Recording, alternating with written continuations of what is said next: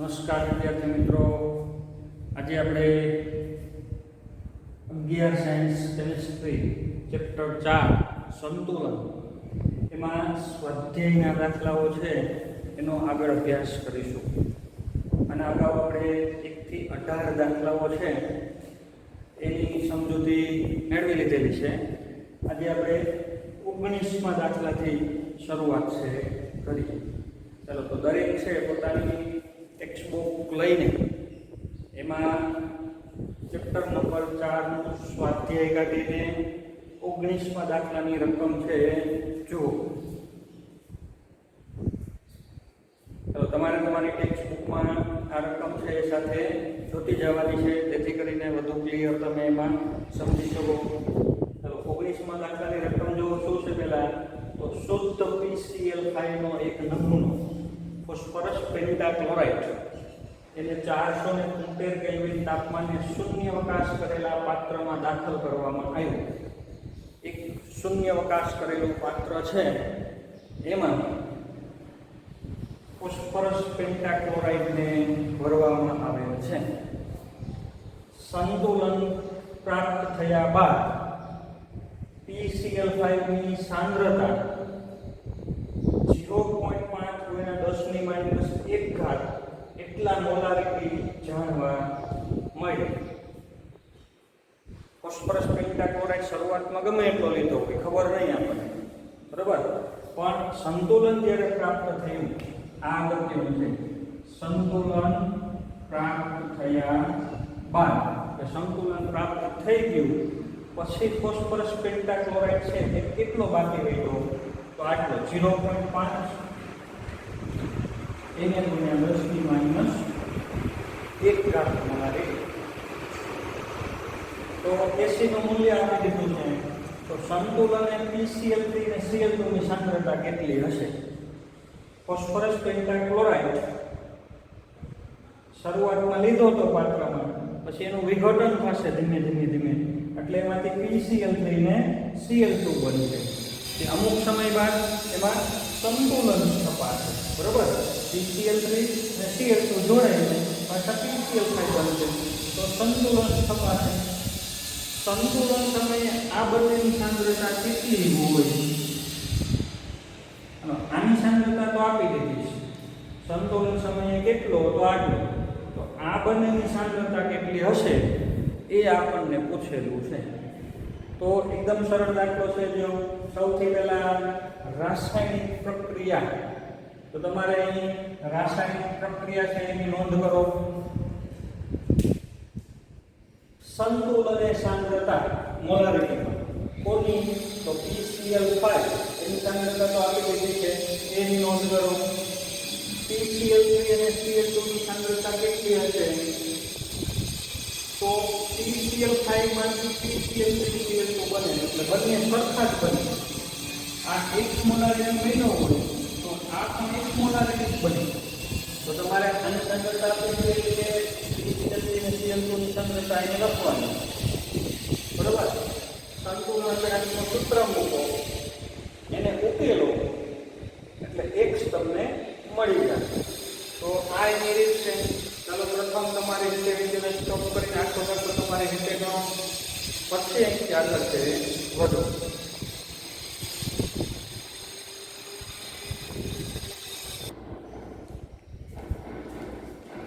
ચાલો જોઈએ આપણે PCl5 સંતુલન સાંદ્રતા કેટલી છે? તો 0.5 એને ગુણ્યા 10⁻1 આટલા મોલારિટી છે. PCl x મોલારિટી, PCl3 છે x મોલારિટી, Cl2 એની સાંદ્રતા પણ ધારો કે x મોલારિટી છે. શા માટે બંનેની સરખી લીધી છે? તો રકમમાં આપણને એમ કીધું છે PCl5 થી શરૂઆત કરેલી છે, બરોબર. શુદ્ધ PCl5 નો નમૂનો છે એ લીધો છે, એટલે અહીંથી આમ પ્રક્રિયા કરેલી છે. જો આ બંને લઈને પ્રક્રિયા આમ કરેલી હોત તો આ કેટલા હોય આપણને ખબર પડે નહીં, પણ પ્રક્રિયા PCl5 માંથી કરેલી એટલે બંને છે એ સરખા પ્રમાણમાં ઉત્પન્ન થયા હોય. આ X મોલારિટી હોય તો આપણે X મોલારિટી લઈ શકીએ. તો હવે આપણે આ શોધવાનું છે x એટલે કેટલું એ જ આપણને દાખલામાં પૂછેલું છે. તો અહીં કિંમત મૂકો. સૂત્ર મેળવો તો Pc બરાબર શું થશે? તો PCl3 ની સાંદ્રતા Cl2 ની સાંદ્રતા અને છેદમાં આવશે PCl5 ની સાંદ્રતા. હવે Kc બરાબર તો રકમમાં આપણને આપી દીધો છે 8.3 ગુણ્યા 10 ની માઈનસ 3 ઘાત. તો આપણે કિંમત મૂકી 8.3 ગુણ્યા 10 ની માઈનસ 3 ઘાત. Kc ની કિંમત મૂકી PCl3 ને Cl2 x x into x નો વર્ગ છેદમાં આવશે 0.5 ગુણ્યા 10 ની માઈનસ 1 ઘાત. x into x એટલે કે x નો વર્ગ થઈ ગયો એને સૂત્રનો કરતા બનાવો તો આ બેનો ગુણાકાર થશે. બરાબર. x વર્ગ કાઢો તો અહીં આવશે વર્ગમૂળ. તો x બરાબર આપણને જે છે પૂછ્યું છે એ મળી ગયું PCl3 ની સાંદ્રતા અને Cl2 ની સાંદ્રતા. x શું છે? તો x છે PCl3 ની સાંદ્રતા છે એટલી Cl2 ની સાંદ્રતા છે. આ તમારે છે ગણતરી કરીને શોધવાનું છે. બરોબર. ચાલો તો એકદમ સરળ દાખલો તો નેક્સ્ટ આના પછી આપણે 20મો દાખલો લઈએ. ચાલો સૌથી પહેલા તમે તમારી ટેક્સ્ટબુકમાં વ્યવસ્થિત રીતે રકમ સમજવાનો પ્રયત્ન કરો. 20મો દાખલો શું છે?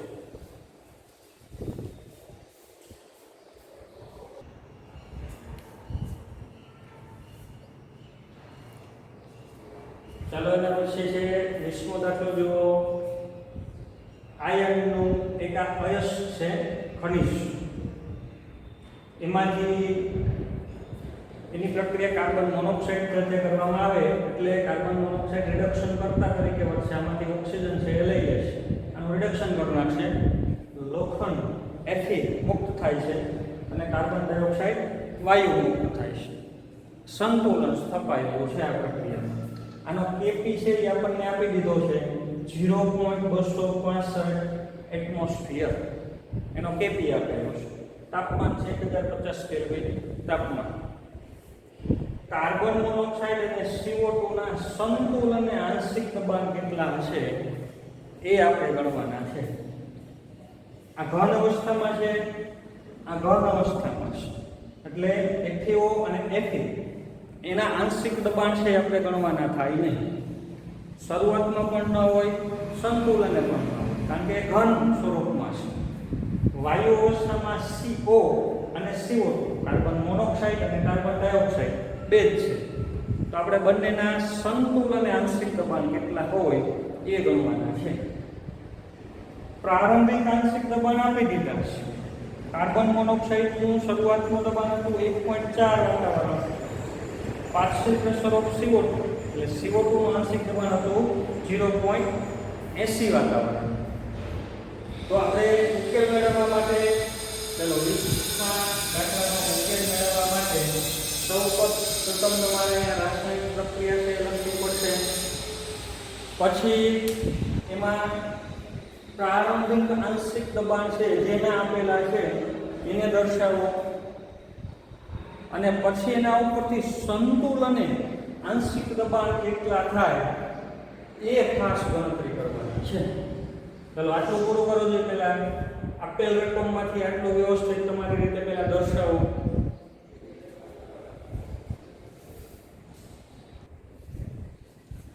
તો રાસાયણિક પ્રક્રિયા આપણે અહીં રકમમાં આપેલી છે રીતે એને દર્શાવીએ. પ્રારંભિક આંશિક દબાણ તો આ ઘન અવસ્થામાં છે FeO સોલિડ, આનું આંશિક દબાણ દર્શાવવાનું થાય નહીં. CO કાર્બન મોનોક્સાઇડનું આંશિક દબાણ આપણને આપી દીધું છે 1.4 વાતાવરણ. આપણે જનરલ કીધું છે 1.4 વાતાવરણ. ATS ઘન અવસ્થામાં છે, ઘન કે પ્રવાહી સ્વરૂપમાં હોય કે સમાન સ્વરૂપમાં તો એને દર્શાવતા. CO2 નું આંશિક દબાણ તો 0.80 વાતાવરણ બરાબર આપી દીધેલું છે. હવે આપણે શોધવાનું છે સંતુલન અને આંશિક દબાણ કેટલા કેટલા હોય. તો શરૂઆતમાં તો આપણને એટલા હતા સંતુલન કેટલા હોય એ આપણે શોધવાના છે.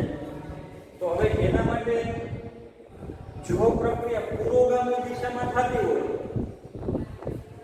તો આમાં ઘટાડો થાય અને આમાં વધારો. ધારો કે આ p જેટલું ઘટે તો આપવામાં p જેટલો વધારો થાય, અથવા x લઈ લો, y લઈ લો, ગમે તે.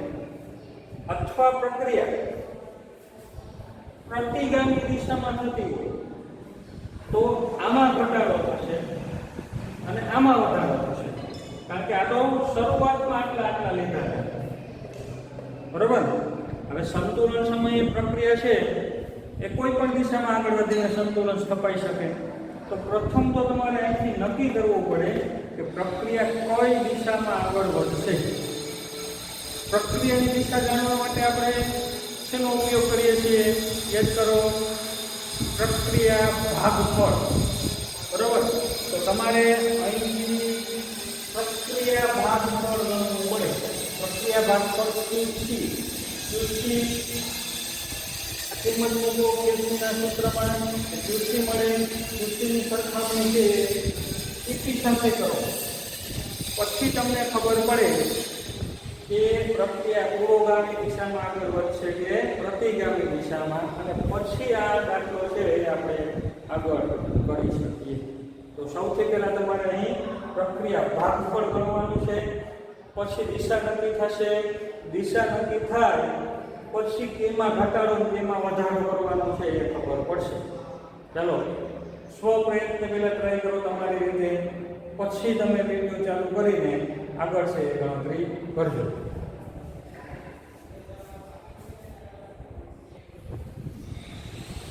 ચાલો તો પ્રક્રિયા ભાગફળ શું થશે? પાર્શિયલ પ્રેશર ઓફ CO2 એકમાં પાર્શિયલ પ્રેશર ઓફ CO. હવે એની કિંમત તો જાણી છે 0.80 ભાગ્યા 1.4. હવે આનું સાદુરૂપ આપશો તમે, બરોબર, એટલે 0.5 સમથિંગ આવશે. હવે આપણે શું કરવાનું છે? તો આ QC નું જે મૂલ્ય મળ્યું એ આની સાથે સરખાવવાનું છે. તો QC છે KP કરતા મોટું મૂલ્ય મળે, એટલે કઈ અહીં QC is greater than KP મળે છે. આ 0.5, બરોબર, અને આ છે 0.2. તો QC કરતા મોટો છે, બરોબર. શું બતાવે છે?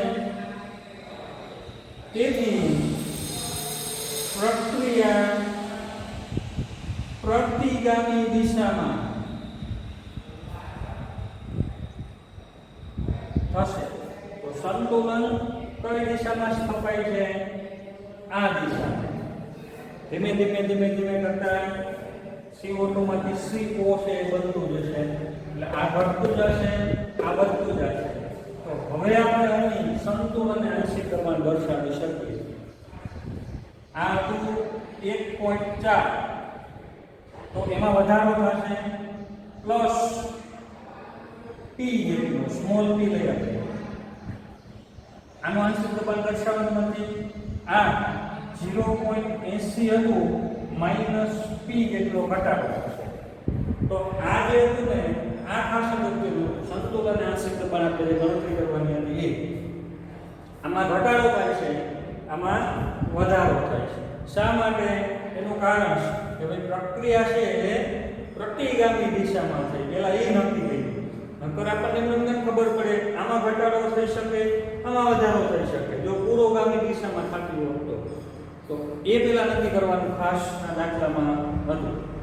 ચાલો હવે તો બહુ સરળ થઈ ગયું. હવે આ કેટલો ઘટાડો કેટલો વધારો છે એ શોધવા માટે આપણે અહીંથી આગળ ગણતરી કરીએ. તો આજે આપણને અહીં KP આપી દીધેલો એ મૂકો એટલે તમને એમાં KP ઉપરથી આ જે P છે એ મળી જશે. હવે સંતુલન અચળાંક KP બરાબર partial pressure of CO2, partial pressure of CO, આ કિંમત મૂકો તમે. કેપી તો આવ્યો છે 0.265, અહીંયા આપેલો છે. પાર્શિયલ પ્રેશર ઓફ CO2 કેટલું છે તો 0.80 માઈનસ P, 0.265, આ છે 0.80 માઈનસ P, અને આ છે 1.4 પ્લસ P. તો આ સમીકરણને તમારે ઉકેલવાનું છે. બરાબર, આ છેદ છે એનો આની હારે ગુણાકાર થશે. પછી અજ્ઞાત P છે એ તમારે શોધવાનો છે કે ભાઈ P બરાબર કેટલા વાતાવરણ, એ P મળી જાય પછી તમે એની કિંમત મૂકો એટલે તમને પાર્શિયલ પ્રેશર ઓફ CO છે એ મળશે. ખાસ યાદ રાખજો, આ P ની કિંમત છે અહીં મૂકો, P બરાબર 1.4 પ્લસ P કરો એટલે તમને પાર્શિયલ પ્રેશર ઓફ CO છે એ મળશે. એવી જ રીતે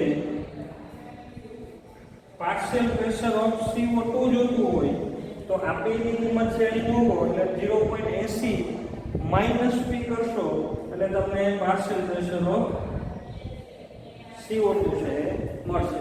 તો આ ગણતરી છે બાકીની એટલી થોડી એ તમારે છે પૂરી કરવાની છે.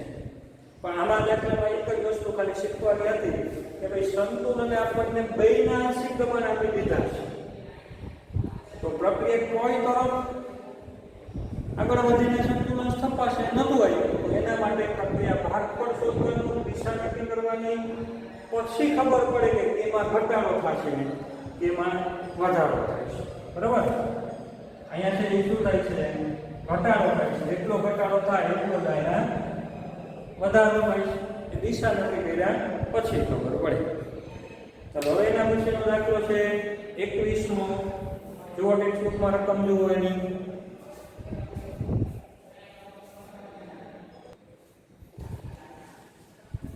ચાલો તો 21મા દાખલાની રકમ જુઓ. એમોનિયા બનાવવાની હબ્બર પદ્ધતિ છે. એક પાત્રમાં નાઇટ્રોજન વાયુ, હાઇડ્રોજન વાયુ અને એમોનિયા વાયુ ત્રણેય વચ્ચે સંતુલન સ્થપાયેલું છે. 500 કેલ્વિન તાપમાને આના સંતુલન અચળાંકનું મૂલ્ય છે 0.061. એનો સંતુલન અચળાંક છે આપણને આપી દીધો છે. કોઈ એક સમયે સંઘટન મિશ્રણનું પ્રમાણ છે આપી દીધું છે. ખબર નથી સંતુલન સ્થપાયેલું છે કે નથી સ્થપાયેલું. કોઈ એક સમયે N2 વાયુ કેટલો છે તો 3 મોલારિટી સાંદ્રતા ધરાવે છે. હાઇડ્રોજન છે 2 મોલારિટી સાંદ્રતા ધરાવે છે. એમોનિયા છે 0.5 મોલારિટી સાંદ્રતા ધરાવે છે. તો કોઈ એક સમયે ત્રણેયની સાંદ્રતા છે એ આપણને મોલારિટીમાં આપી દીધેલી છે. શું પ્રક્રિયા સંતુલનમાં છે એ આપણો પ્રશ્ન છે. જો ના હોય તો દિશા જણાવો. જો ન હોય તો પુરોગામી દિશામાં આગળ વધીને સંતુલન પ્રાપ્ત થશે કે પ્રતિગામી દિશામાં આગળ વધીને સંતુલન પ્રાપ્ત થશે. તો સંતુલનમાં ન હોય તો કઈ દિશામાં આગળ વધીને સંતુલન પ્રાપ્ત થશે એ આપણે શોધવાનું છે. તો ગણતરી કરવા માટે શું કરશો તો સૌથી પહેલા જે રાસાયણિક સમીકરણ આપેલું છે એ લખો.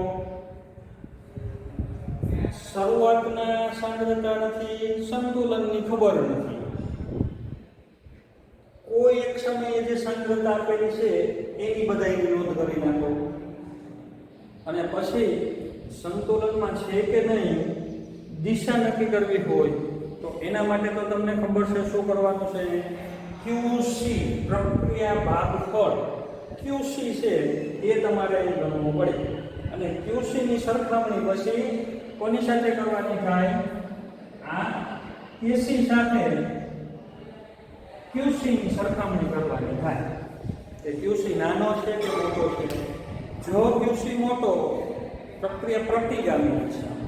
યાદ રાખજો, જો QC નાનો તો પ્રક્રિયા પુરોગામી દિશામાં આગળ વધશે. તો તમારે પ્રક્રિયા લખો દરેકની સાંદ્રતા આપેલી છે એ લખો, પ્રક્રિયા ભાગફળ ગણો અને પછી એની કેસી અને સરખામણી કરો.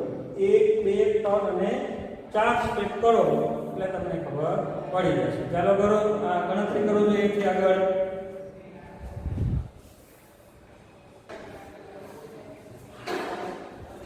ચલો, રાસાયણિક પ્રક્રિયા છે N2 + 3N2 gives to ammonia 2 mol NH3. કોઈ એક સમયના મોલ છે N2 ના મોલારિટી છે 3.0 મોલારિટી. હાઇડ્રોજન છે એની સાંદ્રતા 2.0 મોલારિટી 2.0 અને એમોનિયા એ છે 0.5 મોલારિટી. તો આ દરેકની સાંદ્રતા છે આપણને આપી દીધી છે. હવે પ્રક્રિયા ભાગફળ QC શોધીએ તો દિશા નક્કી થાય. તો QC નું સૂત્ર મેં લખેલું છે, નિપજની સાંદ્રતા અંશમાં પ્રક્રિયકોની સાંદ્રતા છેદમાં. પણ હજી એક વસ્તુ આમાં ઘટે છે. શું ઘટે છે જુઓ, ચેક કરો. તો એમોનિયાની સાંદ્રતા છે એનો વર્ગ કરવાનું ન ભૂલાય. નાઇટ્રોજનની સાંદ્રતા 1, હાઇડ્રોજનની સાંદ્રતાનો ઘન કરવો પડશે. આ બે વસ્તુ ન ભૂલાય એની ખાસ તમારે ધ્યાન રાખવાની છે. ચાલો, આમાં હવે તમે કિંમત મૂકો તો QC બરાબર એમોનિયાની સાંદ્રતા છે 0.5 નો વર્ગ છેદમાં 3 2 નો ઘન સાદુરૂપ આપો એટલે QC નું મૂલ્ય તમને મળશે. હવે તમારે જે QC મળે એની સરખામણી કરવાની છે. આ QC છે એ KC કરતા નાનો મળે છે કે મોટો છે મૂલ્ય? તો હું તમને અહીંયા આપું છું કે અહીં તમે જે ગણતરી કરીને જવાબ લઈ આવશો એના ઉપરથી ખબર પડશે કે QC is less than KC મળે છે 0.061 કરતા નાનું મૂલ્ય અહીં આવશે. તમે ગણતરી કરજો. આ શું બતાવે છે? QC નું મૂલ્ય નાનું છે એટલે આ અંશ છે એ નાનો છે, છેદ હજી મોટો છે. એટલે કે આ સાંદ્રતાની ઓછી છે, આ સાંદ્રતા સંતુલન સમયના કરતા વધારે છે. આ વધુ જથ્થો છે, આ ઓછો જથ્થો છે, એટલે જ QC આપણને ઓછું મળ્યું. તો પ્રક્રિયા કઈ તરફ હશે? પુરોગામી દિશામાં. આમાંથી હજી આ બનવાનું ચાલુ છે. સંતુલન કઈ સ્થપાયું નથી. તો શું પ્રક્રિયા સંતુલનમાં છે? ના, પ્રક્રિયા સંતુલનમાં નથી. પ્રક્રિયા છે સંતુલનમાં નથી કારણ કે આ બંને સમાન નથી. તો કઈ દિશામાં આગળ વધે છે? પ્રક્રિયા પુરોગામી દિશામાં આગળ વધે છે અને પછી અમુક સમય પછી એમાં સંતુલન છે સ્થપાશે. તો એક QC પ્રક્રિયા ભાગફળ છે એની પ્રેક્ટિસ માટેનો આ દાખલો હતો. એકદમ ઈઝી હતો, સરળ. પ્રક્રિયા ભાગફળ ઉપરથી દિશા કેમ નક્કી થાય એ તમારે શોધવાનું હતું. યાદ રાખજો કે QC બરાબર KC હોય તો પ્રક્રિયા સંતુલનમાં હોય. હા, જો QC અને KC સમાન હોય તો પ્રક્રિયા સંતુલનમાં હોય. જો QC લેસ ધેન KC હોય, બરાબર, આ તમારે યાદ રાખવાનું છે. તો સંતુલનમાં હોય, QC લેસ ધેન KC હોય તો પુરોગામી દિશામાં આગળ વધતી હોય અને QC નું મૂલ્ય KC કરતા મોટું હોય તો પ્રતિગામી દિશામાં આગળ છે વધતી હોય. તો આ વસ્તુને ધ્યાનમાં રાખીને દાખલાનો ઉકેલ મેળવવાનો હશે. ચાલો, આના પછીનો આપણે 22મો દાખલો છે એ જોઈએ.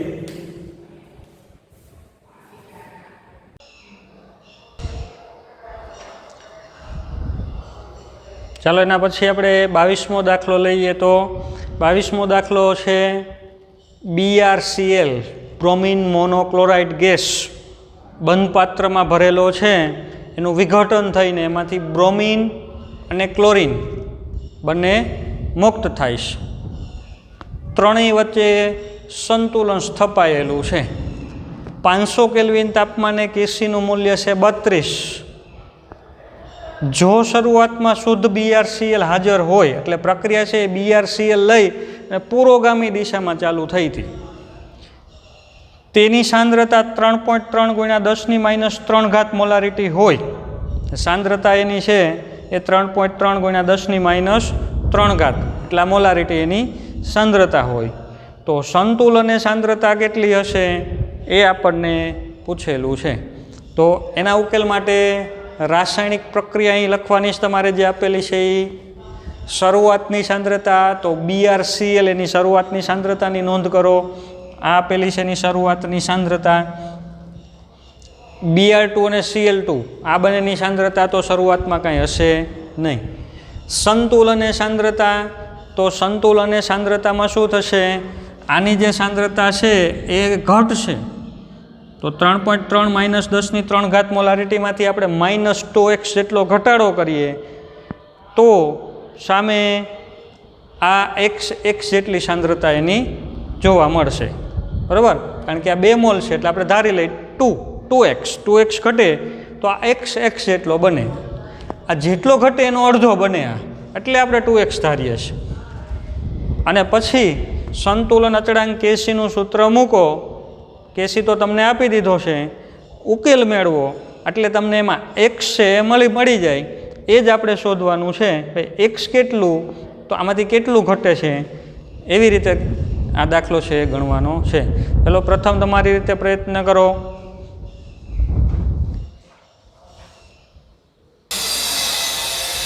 ચાલો તો રાસાયણિક પ્રક્રિયા છે અહીં નોંધ કરેલી છે આપણે. શરૂઆતની સાંદ્રતા BrClની કેટલી છે, 3.3 10⁻³ મોલારિટી. આ કાંઈ હજી શરૂઆતમાં બનેલું નથી, કારણ કે પ્રક્રિયા છે પુરોગામી દિશામાં આગળ વધેલી છે. સંતુલને સાંદ્રતા, તો આમાં ઘટાડો થશે 3.3 × 10⁻³ -2x આટલું 2x જેટલો ઘટાડો થાય છે. તો આમાં x મોલારિટી જેટલી સાંદ્રતા બનશે, આ એટલી જ બનશે x મોલારિટી જેટલી. બરાબર, કારણ કે આ સાંદ્રતા જેટલી ઘટે એનું અડધું આ બને. 2 મોલ ઘટે તો આ 1 મોલ બને, એટલે આપણે અહીં 2x લીધા. હવે આપણે સંતુલન અચળાંકનું સૂત્ર લખીએ. Kc બરાબર, તો Br2ની સાંદ્રતા એને ગુણ્યા Cl2ની સાંદ્રતા છેદમાં આવશે BrClની સાંદ્રતાનો વર્ગ. હવે કેસી તો તમને આપી દીધેલો છે. કેસી કેટલો છે, 32. તો એ કિંમત મૂકીએ, કેસીની કિંમત મૂકીએ 32 બરાબર. Br2ની સાંદ્રતા x છેદમાં આવશે 3.3 × 10⁻³ - 2x એનો વર્ગ. તો ઉપર x અને x એટલે ઉપર થશે x નો વર્ગ. હવે તમે અહીં વર્ગ કાઢો અંશ અને છેદનો, એટલે અહીં વર્ગમૂળ છે એ મળશે. 32નું વર્ગમૂળ બરાબર x છેદમાં 3.3 × 10⁻³ - 2x. ચાલો આનું સાદુરૂપ આપી અને તમારે xની કિંમત છે એ શોધવાની છે. x કેટલો ઘટે છે, x મળી જાય એ કિંમત અહીં મૂકો એટલે તમને સંતુલને BrClની સાંદ્રતા મળશે. સંતુલને BrClની સાંદ્રતા બરાબર, તો 3.3 × 10⁻³ - 2x. આ 2xની કિંમત અહીં મૂકો માઇનસ, એટલે તમને એનો જવાબ છે એ મળશે. એટલી ગણતરી છે એ તમારે પૂરી કરવાની છે. ચાલો એના પછી હવે આપણે 23મો દાખલો છે એ આગળ લઈએ.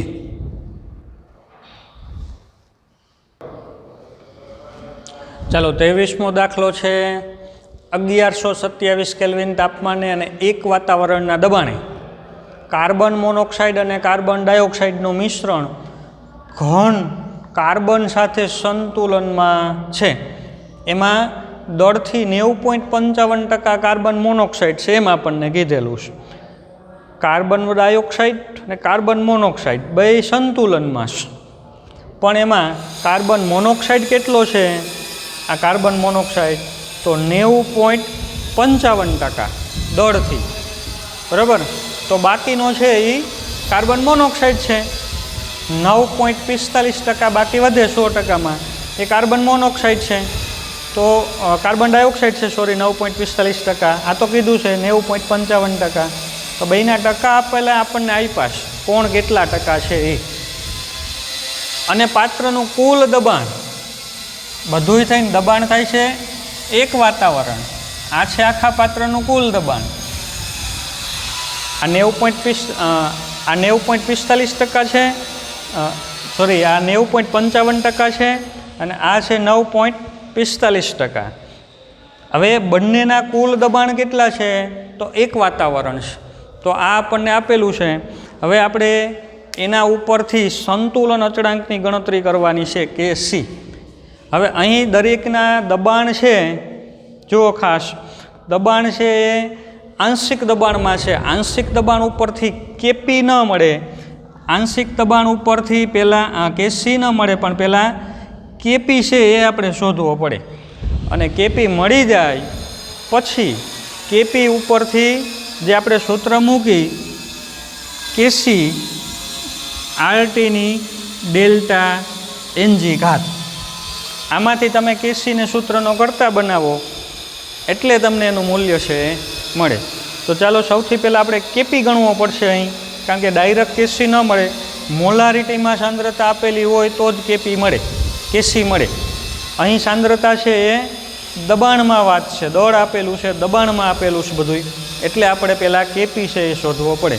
એ કેપી શોધવા માટે શું કરશું? તો સૌથી પહેલાં રાસાયણિક પ્રક્રિયા જે આપણને આપેલી છે એ, આ તો ઘન અવસ્થામાં છે એટલે એને કાંઈ સાંદ્રતા દર્શાવવાની થશે નહીં. રાસાયણિક પ્રક્રિયા લખો.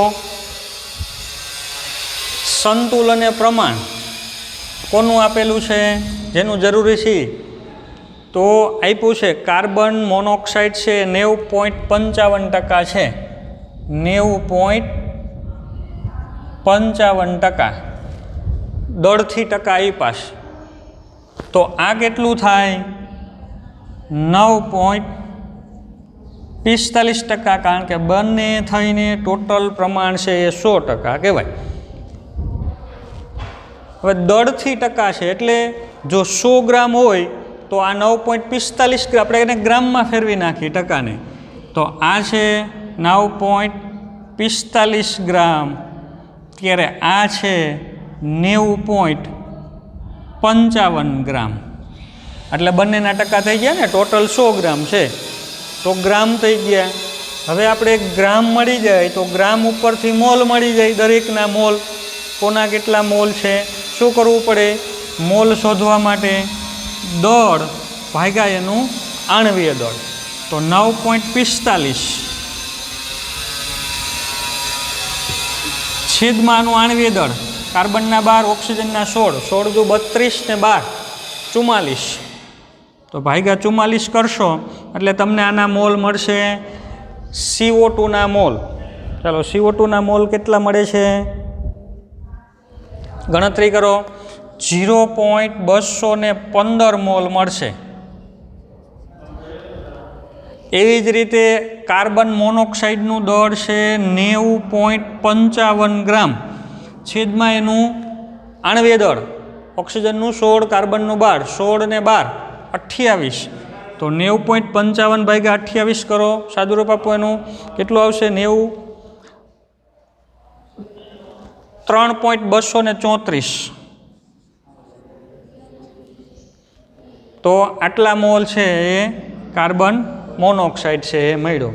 હવે મોલ મળી જાય તો એના ઉપરથી મોલ અંશ મળશે. મોલ અંશ બરાબર શું?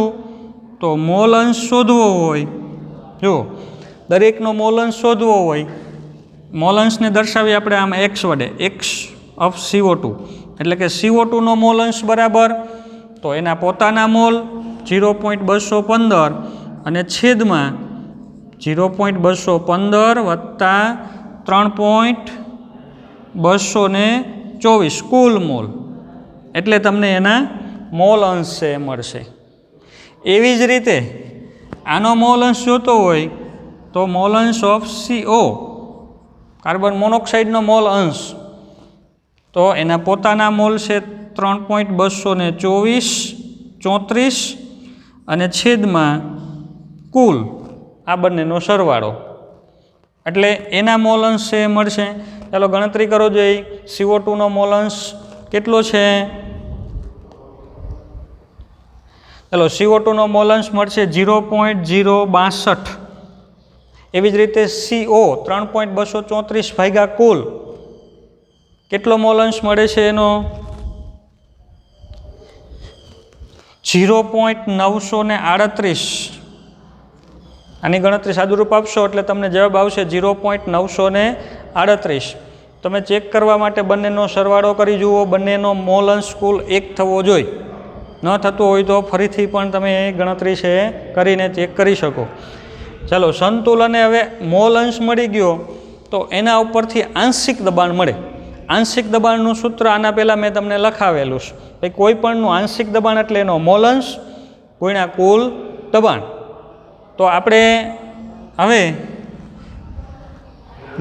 આંશિક દબાણ જોતું હોય તો પહેલાં CO2નું આંશિક દબાણ તો પાર્શિયલ પ્રેશર ઓફ CO2 બરાબર તો એનું મોલ અંશ છે 0.062 એને ગુણ્યા કુલ દબાણ.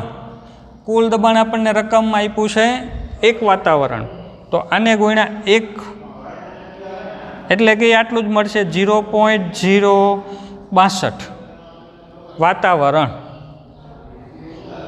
એવી જ રીતે આનું આંશિક દબાણ તો એના મોલ અંશ ગુણ્યા કુલ દબાણ તો પાર્શિયલ પ્રેશર ઓફ CO બરાબર 0.938 ગુણ્યા 1 એટલે એટલું જ થશે 0.938 વાતાવરણ. તો દરેકનું આંશિક દબાણ છે એ તમને મળી ગયું છે. આંશિક દબાણ ઉપરથી શું મળશે? હવે કેપી શોધવાનો છે તમારે. તો હવે અહીં ગણતરી કરવાની છે કે ભાઈ સંતુલન અચળાંક કેપી બરાબર શું થશે? તો પાર્શિયલ પ્રેશર ઓફ CO એનો વર્ગ કરવો પડશે છેદમાં પાર્શિયલ પ્રેશર ઓફ CO2. હવે આ બંને કિંમત તો તમે જાણો છો. પાર્શિયલ પ્રેશર ઓફ CO અહીંયા છે 0.938નો વર્ગ 0.938નો વર્ગ અને છેદમાં આવશે 0.062. આ ઉકેલી નાખો એટલે તમને અહીં કેપી છે એ મળશે. હવે એ કેપીની કિંમત તમારે ક્યાં મૂકવાની છે? અહીંયા R 0.083 T તાપમાન આપી દીધેલું છે 1127 કેલ્વિન તાપમાન. ડેલ્ટા NG 2 - 1 એટલે કે 1 આવશે. આ બધી કિંમત મૂકી અને તમારે કેસીને સૂત્રનો કરતા બનાવી અને અહીં કેસીનું મૂલ્ય છે એ મેળવવાનું છે. તો ગણતરી થોડીક લાંબી છે. કેસી મેળવવા માટે જો આપણે રિવર્સમાં જઈએ શું જોઈએ? તો કેપીની જરૂર પડે. કેપી મેળવવા માટે આંશિક દબાણની જરૂર પડે. દરેકના આંશિક દબાણ જોઈ. આંશિક દબાણ મેળવવા માટે મોલ અંશની જરૂર પડે. આપણે મોલ અંશ ગણ્યો. મોલ અંશ મેળવવા માટે દરેકના મોલ જોઈએ.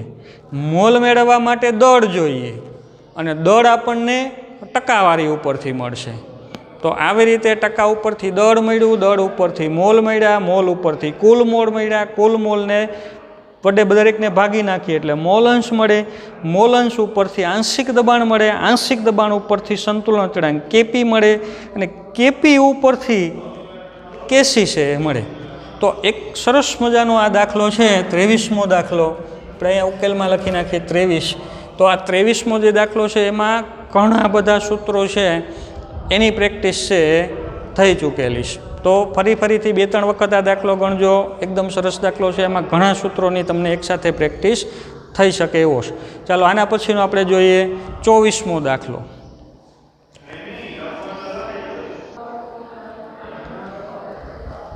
હલો, 24મા દાખલાની રકમ શું છે? તો નીચેની પ્રક્રિયા જે છે એના માટે એ અને બી બે વસ્તુની ગણતરી કરવાની છે. એક તો ડેલ્ટા ઝી પ્રમાણિત, એટલે કે પ્રક્રિયામાં થતો પ્રમાણિત મુક્ત ઉર્જાનો ફેરફાર. શું છે આ?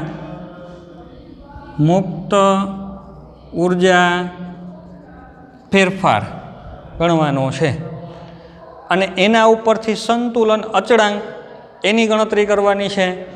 તો એ તો આપણે મુક્ત ઉર્જા બરાબર -2.303 RT log કેસી એ સૂત્ર મૂકો. કેસી ઉપરથી તમને મુક્ત ઉર્જાના ફેરફાર ઉપરથી કેસી છે એ મળે. એ સૂત્રનો એક ઉપયોગ કરવાનો છે. પણ સૌથી પહેલાં તમારે મુક્ત ઉર્જા ફેરફાર ડેલ્ટા જી છે એ શોધવો પડે. એના માટે તમને પ્રક્રિયા આપેલી છે અને દરેકની મુક્ત ઉર્જા કેટલી હોય પ્રક્રિયકોની એ એક આપેલી સર્જન મુક્ત ઉર્જા. એફ શું દર્શાવે છે? ફોર્મેશન એટલે કે સર્જન. એની સર્જન મુક્ત ઉર્જા એમ વચાય. NO2ની સર્જન મુક્ત ઉર્જા 52 કિલોજૂલ પ્રતિ મોલ છે. NOની સર્જન મુક્ત ઉર્જા શું વચાય? અને એની સર્જન મુક્ત ઉર્જા એ 87.0 કિલોજૂલ પ્રતિ મોલ છે આપેલી છે. તો સૌથી પહેલાં રાસાયણિક પ્રક્રિયા એનું સમીકરણ તો NO nitric oxide plus 1/2 O2 it gives NO2 nitrogen dioxide છે એ આપે છે. આ પ્રક્રિયા માટે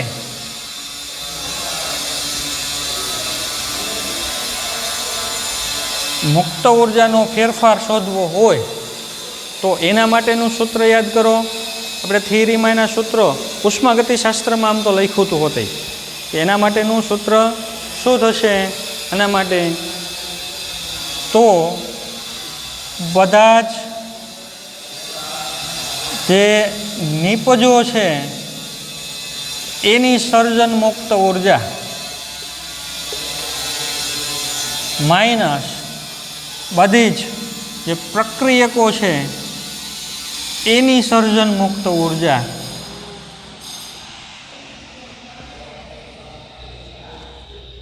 એનો તફાવત છે લેવાનો થાય બાદબાકી. તો નિપજોની સર્જન મુક્ત ઉર્જા માઇનસ પ્રક્રિયકોની સર્જન મુક્ત ઉર્જા. એટલે રાસાયણિક પ્રક્રિયામાં જે પ્રક્રિયકો છે એનો આપણે એની ઉર્જાનો તફાવત લઈએ છીએ માઇનસ.